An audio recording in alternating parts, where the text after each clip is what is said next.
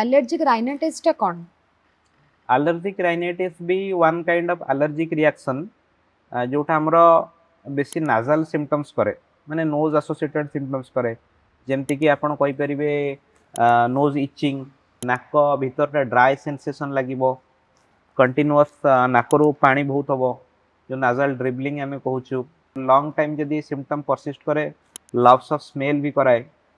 loss of smell करेला आपनकर apatite कमी जिवो आपनकर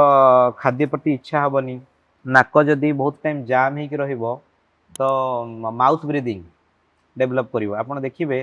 से माने राती टाइम रे पाटी खोली की निश्वास नउथबे यूजुअली आमे होतो नाजल ब्रीदर किन जो मानक एलर्जिक राइनाइटिस थाए माने माउथ ब्रीदर बेसी होंती तो सेटा भलो नो आउ allergic rhinitis long time persist कला साइनोसाइटिस ईयर इन्फेक्शंस मल्टीपल आपण कहि परिबे ठंडा काश अभी करेबार चांसेस अछि